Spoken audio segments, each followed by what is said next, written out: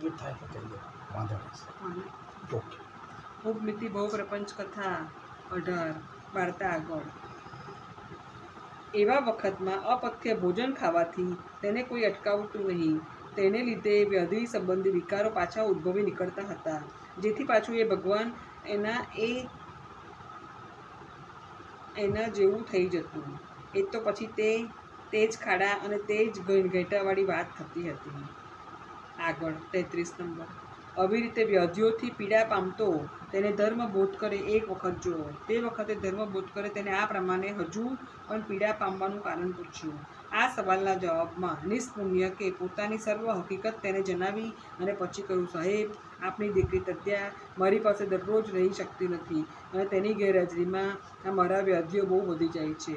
તેટલા માટે પ્રભુ, આપ મારે માટે પ્રયાસ કરીને કંઈક એવી ગોઠવણ કરો કે મને સ્વપ્નમાં પણ જરા એ પીડા થાય નહીં. ધર્મ બોધકર મંત્રીશ્વરે જણાવ્યું, ભાઈ, તારે શરીરે વારંવાર પીડા થઈ આવે છે તેનું કારણ અપથ્ય ભોજનનું સેવન છે.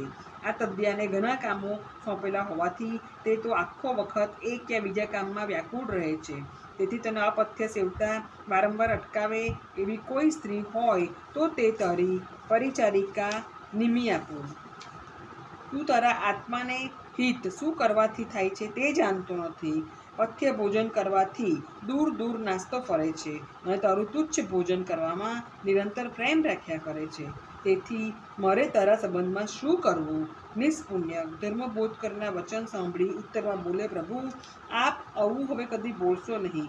આપનો હુકમ હવે હું કદી ઉલ્લંઘીશ નહીં, ફેરવીશ નહીં, આજ્ઞા બરાબર માન્ય કરીશ.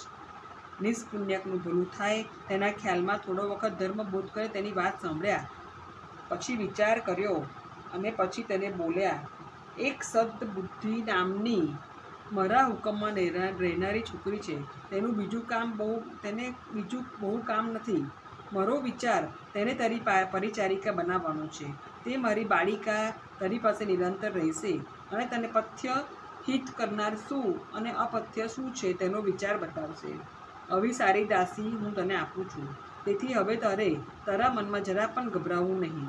તે ઘણી જાણકાર હોવાથી તેનાથી ઉલટી રીતે ચાલનાર અને આદર વગરના પ્રાણી ઉપર જરા પણ ઉપકાર કરતી નથી. તેથી જો તને સુખ મેળવવાની ઈચ્છા હોય અને દુઃખથી તને ભય ઉત્પન્ન થયેલ હોય તો તે જે કહે તે પ્રમાણે તું દરરોજ કરજે. એ પ્રમાણે હું તને ખાસ હુકમ કરું છું, ભલામણ કરું છું અને તને ભાર દઈને કહું છું. તારે તેના કહેવા પ્રમાણે જ કરવું. તેને જે પસંદ ન આવે તે મને પણ પસંદ નથી જ એમ તારે સમજી લેવું. તદ્યાને અનેક જગ્યાએ કામ હોય છે તો પણ વચ્ચે વચ્ચે કોઈ વાર તે પણ તારી પાસે આવી જઈને તને જાગૃત રાખ્યા કરશે.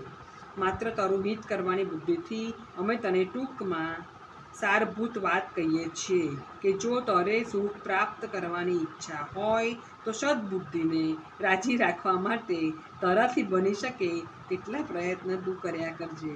જે મૂર્ખ પ્રાણીઓ સારી રીતે આરાધના સેવા કરીને સદબુદ્ધિને પ્રસન્ન કરતા નથી તેના ઉપર આપણા મહારાજા, હું પોતે કે આ મંદિરમાં રહેનાર બીજું કોઈ પ્રસન્ન થતું નથી. જેના ઉપર તે સદબુદ્ધિની અવકૃપા થાય છે તે પ્રાણીઓ દુઃખ ભોગવવાને લાયક ગણાય છે. એના પ્રસાદ સિવાય લોકમાં સુખ આપનાર બીજું કોઈ કારણ નથી. મારી જેવા તો તારાથી છેટા રહેનાર હોય છે, પણ આ સદબુદ્ધિ તો દરરોજ આખો વખત તારી પાસે જ રહેશે. માટે તારા પોતાના સુખ માટે તારે તેની આરાધના કરવી સર્વ રીતે ઉચિત છે. નિષ્પુણ્ય કે આ બાબતમાં સંમતિ આપવાથી ધર્મબોધ કરે સદબુદ્ધિને તેની પરિચારિકા બનાવી અને ત્યારથી ધર્મબોધ કર નિષ્પુણ્યકના સંબંધમાં નિશ્ચિત થયા.